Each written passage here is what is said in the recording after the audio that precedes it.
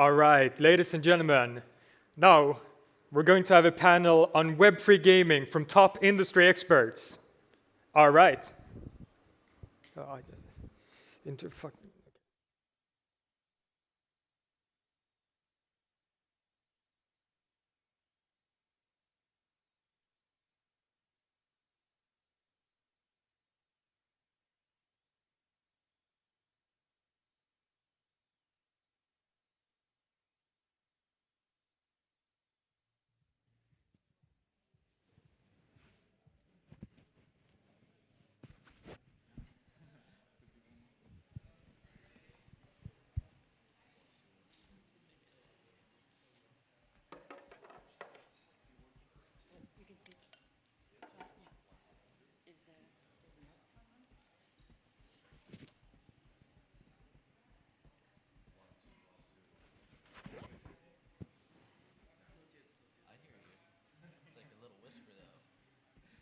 One, two, one, two, one, two, one, two, one, two, one, two, one, two. 2, 3, 4, 5. Yes. All right. I think we can kick it off while people are getting their seats. Thank you all for coming. Sunday morning, Web3 conference, big ask. So we truly appreciate having you here. We have something really interesting to talk about. I think a topic which everyone is quite passionate about is gaming. My name is Ev. I'm head of gaming strategy at ADIDAS, and we have a great panel for you guys today. We have 4 people building in the space. So we'll start with a quick round of intros. Slava, maybe we'll start with you. Hi, can you hear me? Great. Hi, my name is Slava. I'm CEO and co-founder of Acid Rainbow, and we developed a video game called BADMAD Robots. Basically, it's an online shooter game, competitive, team-based one, and we're launching on PC in September.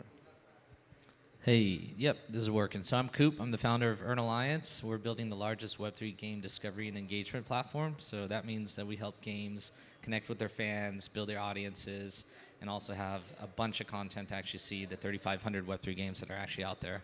We're also building Last Remains, which is a stealth zombie extraction game, currently live on the Epic Game Store. Really cool, you got to check it out. My name is Borris WNDR. I am the founder of Wonder. It is a gaming platform, streaming technology, basically streaming AAA games to any device. Our 2 first games is the Coliseum. Think Pac-Man meets Endless Runner on steroids, and Supercharged, a racing game. We're just making Web3 onboarding very easy. Everything in the background, just sign up, access a game, and play, and you can buy and trade in seconds. My name's Graeme. I'm the founder of We Play Media, which runs all of the mobile gaming for MotoGP, which is the World Championship of motorcycle racing, very similar to Formula One, just with 2 wheels. And we're part of now the Animoca Group. And I'll be talking to you about how we work with MotoGP, a big live world championship, and bring it into this gaming market. Awesome. Thanks so much, guys. Let's start very broad. There are tons of cool games in the world. There is Fortnite, there is Minecraft, there is Roblox. Why do we need Web3 games? Coop, do you want to start? Yeah, I'll start. So the reason why I'm in the Web3 game industry is the inception of Axie Infinity and seeing $1.6 billion generated in 2021 through that market, right? So the reason why we need Web3 games is actually because it introduces a new customer, which is the Web3 enthusiasts. People who are buying and selling NFTs and looking at them for collections. That's not existing in Web2. Of course, you got like your baseball cards and like, your Pokemon cards. You have this kind of collection, audience, but now we have like a much more bigger investor audience that is being brought into it, and you can really capitalize off transaction fees, which I guess we'll talk about, revenue generating, all kinds of other ways. But that is why we need Web3 games, is to allow people to be able to share their assets that they've earned over time, and also introduce this new revenue generation line from Web3 enthusiasts. Do you guys have anything to add? I actually don't think anyone needs Web3 games. That's, if you look at why do you need a Louis Vuitton handbag when there's plenty of other bags out there that you could get that are cheaper, more readily available, and, all the rest. Nobody actually needs to do any of this stuff. So it's incumbent on developers like us to create value propositions for customers to move from free-to-play Web2 games to Web3. And I think if you work with that mindset of creating real consumer value and being hugely focused on the customer, then you create strategies that in their mind becomes a want. So rather than, they don't necessarily need it, but then they want it. And there's a big difference between needing and wanting. Yeah. And I think that's, in my view, that's how we approach it. I think that Web3 gaming is definitely important for the future of gaming. I think, as you were saying, it's not something that people really need to know. It's something that needs to happen really in the background. I think at the end of the day, ownership is very, very important. Being able to buy and trade collectibles, even going into the real world and being able to collect, you know, real world items. I think one of the most important things is simplifying Web3 and making it seamless in a way that people don't even need to understand how it works, but as soon as you log on, you have a wallet, you can buy and trade, you can make money, you can enter competitions, and at the end of the day, it's just product. I think product is key. If you have good product, everyone will go in and click.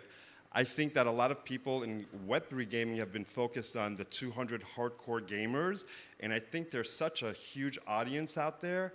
For me, I see 5.1 billion people online. And, you know, I think I was speaking with somebody outside. It's all the normies, and I think this is where Web3 really is going to explode.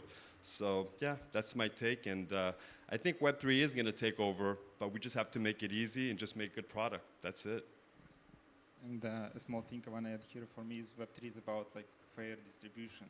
So I think what can Web3 bring into the gaming is like fair distribution of the value and revenues, because not only the game publishers and developers are getting these revenues, but now we can distribute part of them back to the community, back to the active players and like the most active supporters of your project. And I think this is the thing that could drive this Web3 gaming forward. Nice. Yeah. So from what I heard, I think everyone was speaking about aligning incentives between developers and users and how you can move the value between the two and create additional value. So I'm sold on Web3 gaming. Great. Let's make it happen. Why it's still not there? Why we haven't seen a big Web3 hit, and why not? My mom is not playing it. So what was broken? I think,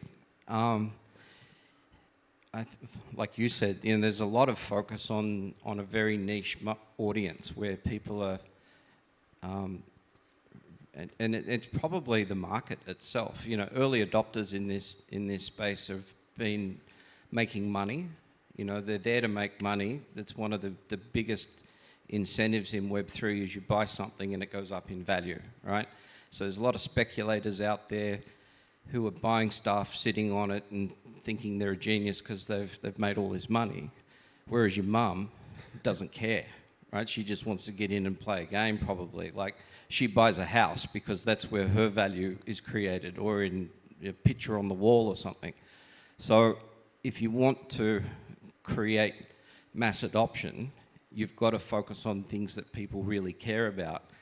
And value creation and investment and speculation are probably low down on the list of the average punter who's out there playing Candy Crush or some casual game at the moment. And that goes back to my earlier point, which is, why do people want to do it? Like, you've got to create an incentive for them to say, right, the light switch has gone off, I get it, this is making sense for me. And as you said, it'll be a very seamless transition from Web 2 to Web 3, and you won't even know you're doing it. But eventually the penny will drop that you've, the 50 hours that you just invested in something has given you a return that is much more meaningful than it would have been otherwise. Yeah, I think in gaming the gameplay is what matters, and the only gameplay. And it just takes time to develop an excellent gameplay. And I know like tens and maybe hundreds of teams who are like brilliant teams and actually like making these great games, but it just takes time. I think in a year or two you're gonna see like games with Web3 elements which can really compete with traditional games we play every day. I think it depends on where your mom lives, man, because honestly, if you go to the Philippines, India, Brazil, and all these like countries where $100 goes really, really, really far, or you know how to care about $100 to go really far, they love this stuff, right? I remember watching all the Axie Infinity videos and learning about the space. Sounds like I'm shilling it, but it was a movement, right? Like in the Philippines, people were buying fruit with SLP, right? That's what was happening. And that's why it really excites me about what's going on. And grandmas and moms and dads were playing this game, right? And they didn't need to play it full time. It was for fun, casually, right? So, of course, we don't need to talk about the end of that story, but that's something that I find to be very interesting is that actually from an earner's perspective, it is there. It just depends on where you're at. But not everybody wants to earn, right? Not everybody wants to be a competitive, like, grandmaster in a game, and that's what we really focus on in Web3 is about earning and being competitive. But when we can balance that act where it's a great game, it's a lot of fun, it balances the people who want to play for fun, but then there's that extra element that once you become a fan, you go hardcore and you're like, wow, I could find $1,000 boots, you know, that I can sell in a secondary marketplace, then that'll just become a secondary thing.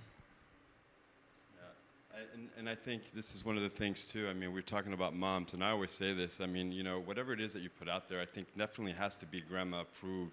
And your grandma really needs to be able to get on and know what to do, and then have to set up a wallet or what have you.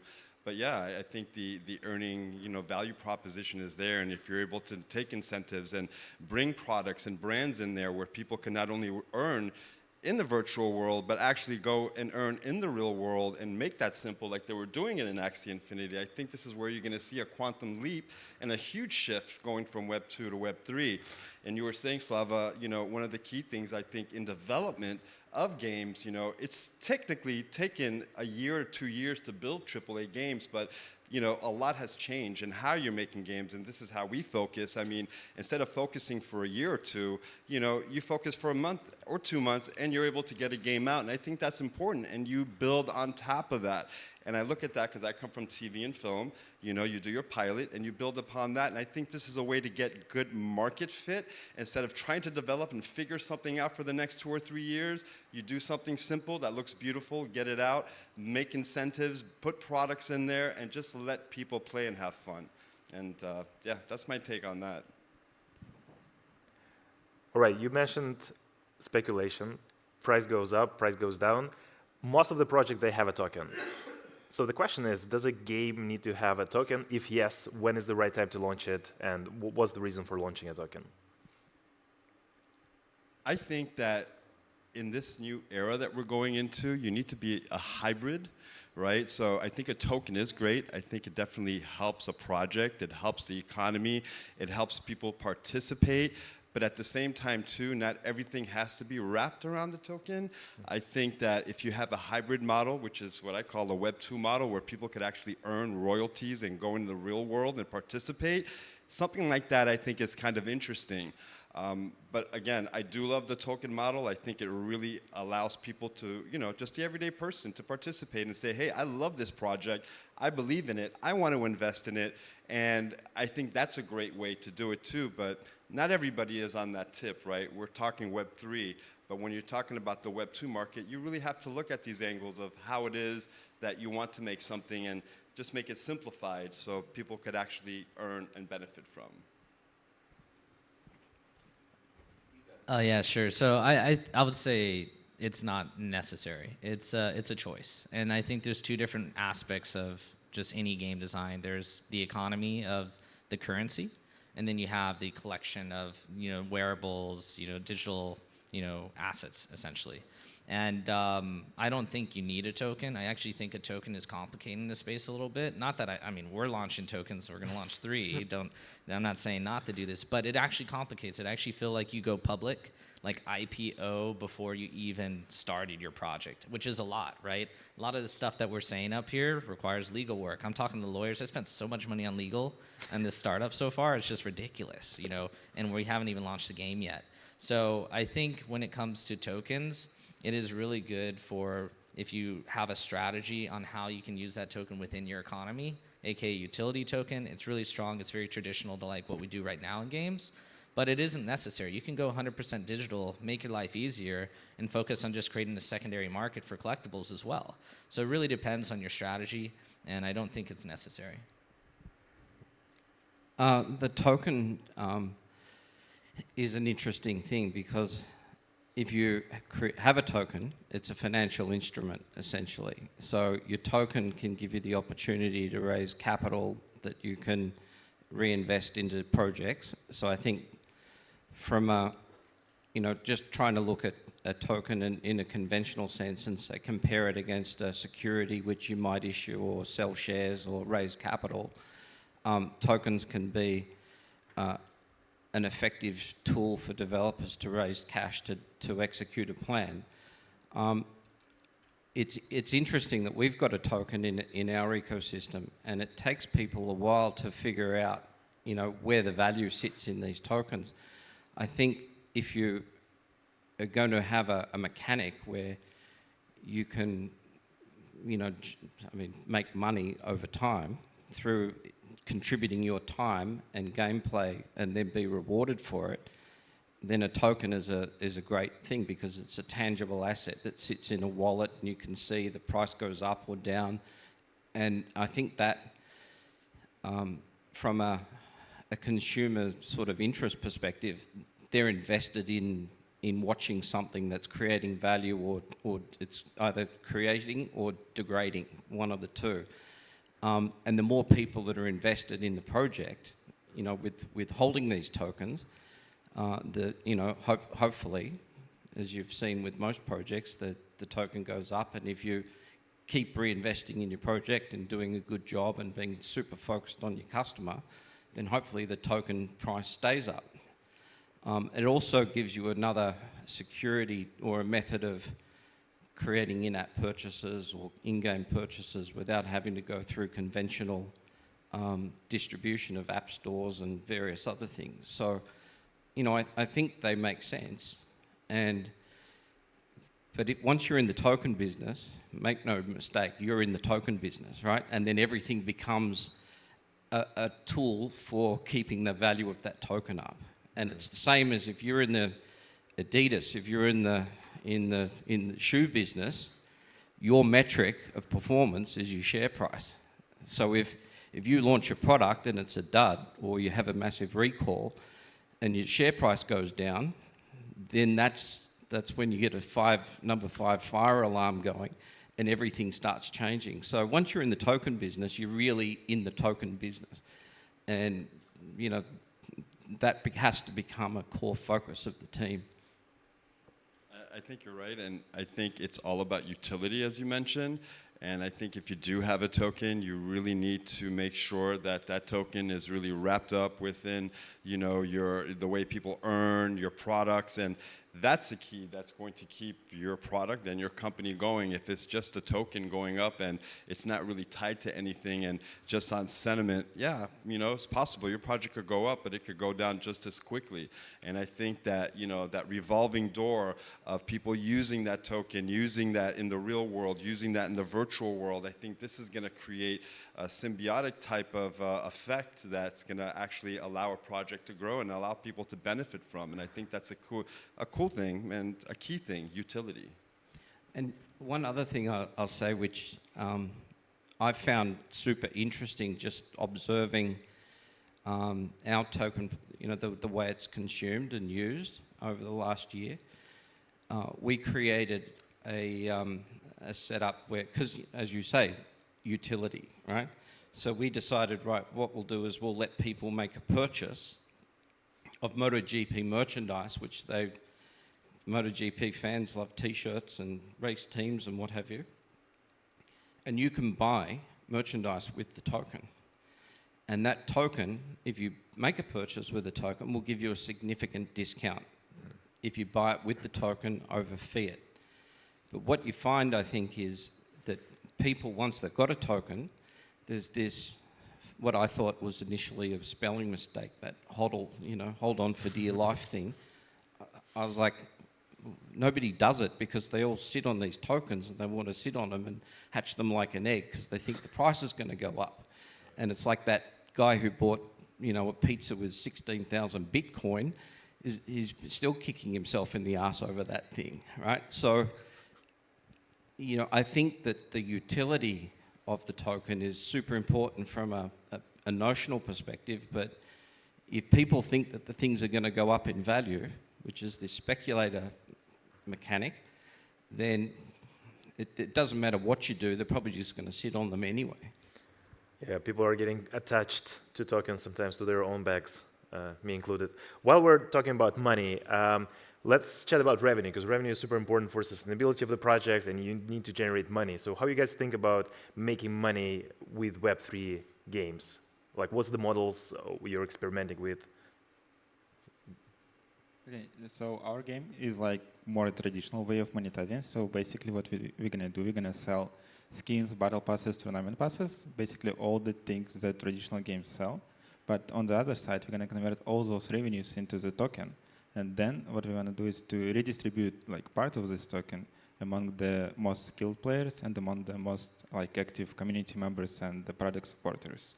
So yep, and I agree totally that utility of the token is very important. And on the second side, it's very important to build a sustainable economy, which relies not only on like pumps, dumps, and hype of the token, but also on the sustainable like demand from the market. So you need to build something that people want, that people are ready to buy actually. And yes, this could really support the long-term sustainability of your token. So I've been designing a lot of games. I actually started when I was 9 years old and then eventually made about 20 different games, over about 150 million downloads so far and billions of dollars in money that has gone through my platforms. The big problem that people aren't talking about, which I just want to let it out in the room, is that actually people don't want to trade their NFTs on the secondary market.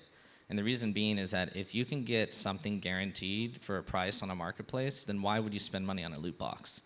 And on a loot box, for being able to print an unlimited amount of these shirts and sell them for $5, which is what we do right now in the game industry, why would we allow a secondary market to be able to get this for 1 penny if it goes down to the bottom, right? So that's one of the game design problems that we're dealing with right now. In terms of how we're looking at it, we are creating a game called Last Remains. We believe these Web2 ecosystems actually could coexist, which is you have your battle passes, that doesn't change. You have your secondary market, which is what we saw with the Axes and everything else that is happening, and we can now make money off of transaction fees, right? Take 2 to 5% for every single transaction that happens, which is how $1.6 billion was generated for a game that had almost no experience in 2021, which is amazing. That's why we're here today. But the thing that you can't mix that out with is unlimited loot boxes and unlimited printing of your different digital assets. So one of the things that we're taking out is no loot boxes. Right, and if we do loot boxes, it's just going to be like an event for, oh, there's only 1,000 loot boxes. Very similar to what Big Time is doing right now. It's like, here's a limited supply, very exclusive. This is what you can get, and then it's over. But if you can go to stores right now and spend, like Counter-Strike, everybody knows about their skins, and you just keep, playing for that special, knife that you're looking for. That can't happen if you're going to mix it up with the secondary market. I think, a lot of these guys here are touching on some particular points, and one thing is collectibles. I mean, my son is here. He's one of the key reasons why we even create awesome games. And I don't know, he has spent thousands in Fortnite and what have you, and I'm looking at all his assets, and I'm like, so what are you doing with them? You can't sell them, he might be able to gift them, and to me, I'm like, wow, man, that's pretty incredible. I'm looking at all these assets, but yet you can't buy and trade, so you really don't own them. So at the end, it's trying to figure that part out, trying to create that type of value proposition that you have a great asset and you want to hold on to it, and if you want to later on and sell it and make a profit, you should. But we kind of look at things even a little bit further. I think that aside from a gameplay, person who's playing a game, for us, we also focus on an audience, right? So for us, we're allowing people on our platform that if you are a game player, an audience could back the game player and actually could affect the game live in-game and, supercharge you to the finish line or take out your enemy. And I think now when you're starting to bring the audience participation in, now you're getting a more of an effect and more people are actually able to join, but they all participate in that win. And I think that that's an incentive there where you're able to give the audience that, and they're like, wow, wait a second here. I just backed this guy. He won. I'm able to go to Nike, get 20%, ADIDAS, I'm sorry, to get 20% off ADIDAS, but not just the player, but everybody else who's there. And I think once you do that, you're going to have an effect where people are actually going to see the true benefits of what Web3 can be. And, you know, that I think is truly the future of making it simple, allowing people to participate, seeing the value, not just in virtual goods, but in real world items also. So we think about things like that, and you know, at the end, as I always say, we want to take Web3 to the world, and we have to figure out things that, you know, incentivize people to come and play and make it simple. And that's, yeah, that's my take on that one. Yeah, I look at it, and I just look at it like a regular business. You know, it's like, it's a business, you've got to generate cash. People will buy things if they see value in it. So you've got to be hugely invested in the consumer proposition of why do you want it, what's it going to do for you, how can you make sense in their head that this thing's worth money. So, you know, it's probably much the same as every other conventional game project's ever been since Jesus was a boy, right? But it doesn't always have to stay within the game. Like, you can look at your game community and say, right, we've got this big community, like our mobile game for MotoGP racing has about 1.5 million monthly active users in it, right? We've got another project which is a prediction, or kind of like a betting game. It's got 150,000 monthly active users, and we just launched it. We just launched a new product, and it's nothing to do with gaming. Mm-hmm. So what we did is we used Web3, and we're selling an NFT to we're one of the major sponsors of Grand Prix racing team in MotoGP Guru, and we've just fractionalized that product and that sponsorship and said, right, you're the fan, you're the ones that really love this sport, right? And so now, for as little as 125 euros, you can become a personal sponsor of this team through our sponsorship. And you get your own merchandise, you get your own thing, you can win passes to the races, you can get... And the most expensive product is 10,000 euros. Well, it turns out that we thought we would sell a few 10,000 euro things, but we're like selling as much as we thought we would do in total for the year, a month. Because people are super invested in the project, and they love what we do. And this isn't nothing to do with gaming. Right? It's got absolutely zero to do with gaming. It's got everything to do with people's interests and passions and creating something that they really want to do and they think is cool, and it's generating far more cash than we ever thought it would do. So you can sponsor MotoGP for 100 euros now? You can become a sponsor of the team of the 8-time world champion Marc Marquez for 125 euros. That's and you get your own personalized t-shirt that's got your name on it, and you can win passes, you can win tickets. We do you know, this whole thing of airdropping stuff.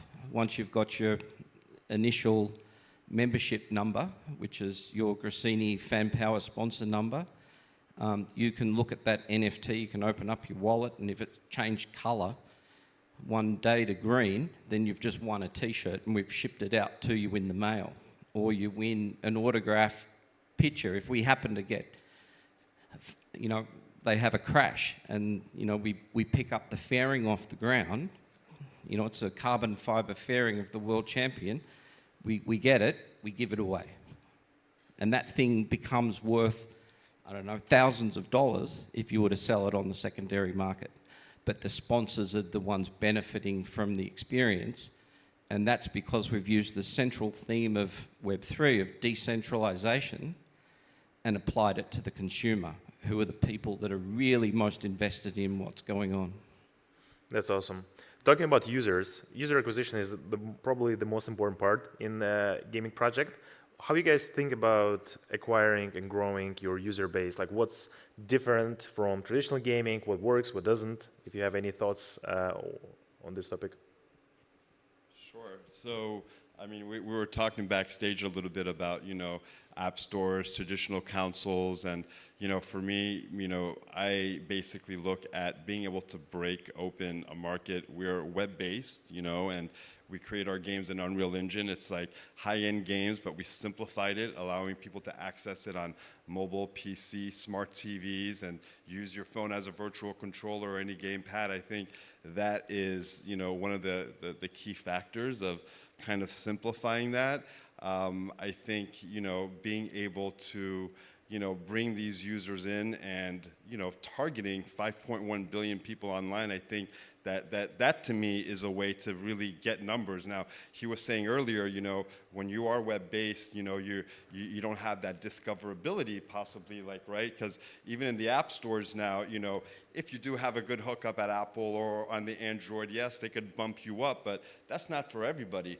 But for me, I'm like, well, if we have a simple web link, we do Google Ads, or we work with a sponsor, they have already a huge audience. It's very simple to share a link with somebody, click and play and access a game, no downloads, almost somewhat like bypassing a lot of the app fees.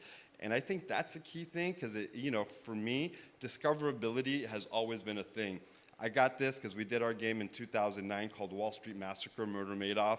The game was built in a month, and it was played over 23 million times. I was shocked by the numbers. And that is our model, and that's what we're sticking with right now. And I think, I think it's a good way of getting distribution. But yeah, that's the Wonder way. Cool. I mean, distribution is the perennial problem in every business. It doesn't matter whether you're selling sneakers or games or whatever it is. If you don't have effective distribution and an effective means of communicating your benefits to the customer, you're nowhere. So clearly, in our situation, we see value in a license where you actually are licensing a very well-known brand, an experience that is hugely popular on TV. I mean, MotoGP is the second most watched motorsport in the world, behind Formula One. And, within that community, it's a very well-known thing. So once you've got an app in the App Store, if you've got a game on the web or whatever, you've got discoverability. So, and you can trade out a license for other methods of discoverability, because distribution is, as long as it's on the internet or it's in an app store or something, you've got distribution, right? That's the method. That's like a product being on a shelf. Discoverability is whether the shelf is in the very far back of the supermarket on the bottom row or at the front near the checkout.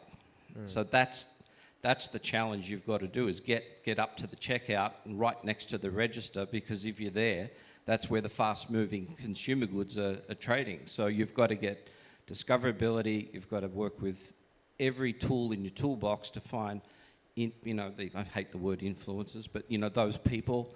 You've got to find marketing channels and people that will champion your product.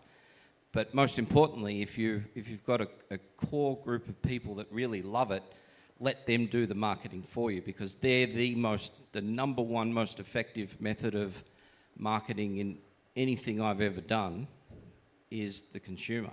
They go out and tell everybody else, and it's the cheapest thing you'll ever get. True. Thanks. Coop, any thoughts on growth? Yeah, of course. So 85% of our users are referred at Earn Alliance. Out of the 750,000 that are about, we just crossed 750,000, I think, this week. And it's about aligning incentives, like you're saying. Users are actually the best people to spread the word about your product.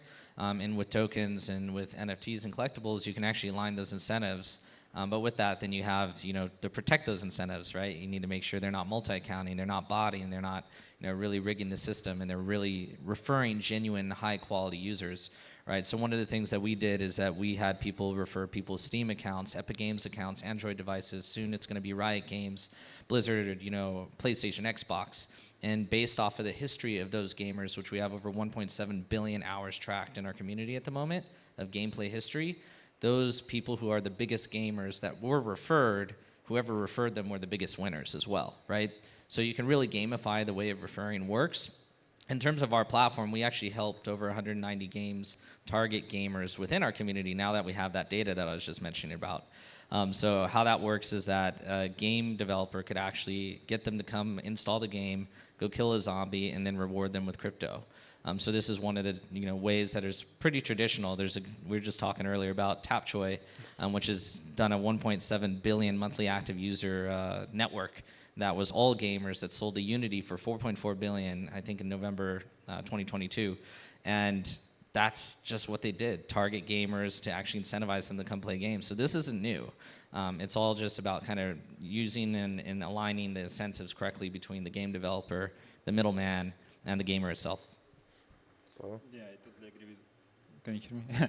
I totally agree with guys because user acquisition is a part where Web3 can really bring some competitive advantage to the games compared to traditional games. We've been talking about the tokens earlier, and yes, tokens is something that really hard to launch and to manage, especially for the first-time founders. But on the second side, the tokens is a greatest tool to give this incentives to the community, and the tokens and community incentivization really gives you advantage and to market your game and to acquire your users much more effective in terms of the costs, because yes, community drives the adoption and community themselves drives this growth. We love the community. And I think it's funny that you guys do mention that, right? Because my CTO started really this whole referral program with communities and influencers, and this is something that, as a Web2 guy, I really didn't look at. And I'm like, wow, you're going to have these quests. People are going to go and do these tasks, and then they're going to go in and really share this. And I'm like, people really do this stuff. And they're like, yeah. And I'm like, and as he's showing me the numbers, I'm like, wow, this is incredible. So even me, I'm embracing that a lot. And I've realized with our community, and I'm kind of freaking out of how passionate, they have the real power guys back there, and when they really share, people really do follow and they do get on product, and I think that's pretty amazing. So even for me as a Web2 guy, seeing the power of community is pretty amazing, and these referral programs are quite incredible. And when people really love product, they will go and do so many different things to get that end result, that airdrop, that access, to the platform or what have you. So I think you're absolutely right. Community is one of the biggest things in Web3, and something I'm embracing, and it kind of surprises me quite a bit, actually. I can really totally relate to this feeling of surprise when you first time feel the community do this to your project. Really, it's it's. Doesn't exist in Web2 games, traditional games. We have a few minutes left, so it's time to shill a project. The only rule is it cannot be your project. You can pick yours. So anything or any company which makes a difference in Web3 gaming space you want to put forward? Okay, as a guy, I really love the gameplay, and I really admire the guys who are building great games. And in this regard, I love what Shrapnel is doing and what Off the Grid are doing, because I can see these guys are really focused on the games they're building and really love what they do and what they build. So Sharpnel is a good one. You took mine, man. Darn. But I'll just pivot over to Parallel. I think Parallel is doing a lot of very innovative tokenomics. I love the way that their cards can be upgraded and then mintable later down the road. So yeah, definitely in terms of a nerd game designer perspective, I would say check out Parallel for sure. So Parallel is a trading card game, so similar to Magic or Hearthstone if you guys played, but on Web3 rails. Definitely something to check out. I think there's a lot of players out there that I look at. I mean, you mentioned Shrapnel. I've seen Wilder World. There's a lot, and I enjoy watching them, and I'm a fan of some of them. I just think that I'm learning a lot from what everyone else is doing, from what you guys are talking about every minute, and I think that there's a lot of great players. And the funny thing is, everyone's saying, when is Web3 going to break it, right? When is that going to go mainstream? And the truth of it, yeah, we want to go mainstream, but I wish everybody here on this panel who has a gaming company or somebody out there, the whole point is get your game, make it awesome, make it simple, and get it out to the world. And we're going to learn from each other, and that's what really Web3 is all about, because if I didn't learn from Axie Infinity and from Shrapnel and even from some of the jewels that you guys are dropping here, this is going to allow us to, better our product. So, there are great players out there. Check it out, man. There's some really cool people doing things, and I think it's just a matter of time. From 1 second to the next, Web3 is just something that's going to happen to it is the thing. And that's, what I think we're all positioning ourselves for here. Thank you. Without sounding like I'm tooting anyone's trumpet because we're part of the Animoca group because that just full disclosure. But I look at what they're doing and think that it's an interesting business because I think they've invested in like 300 or 400 projects now, and it's spreading your bets, right? It's being able to use your balance sheet and your whatever capital you have to spread bets. Put your finger in as many pies as you possibly can, and then once something starts working, then leverage that across everything else. And I think what they're doing at this juncture in the market and the phase of development is smart. And we have a person from Animoca brand speaking at this conference today. So shout out to everyone who joined our panel today. Thank you so much, guys, for coming. I hope you got some valuable insights. Go check out the games and projects. And thank you so much. Thank you. Thank you. Thank you.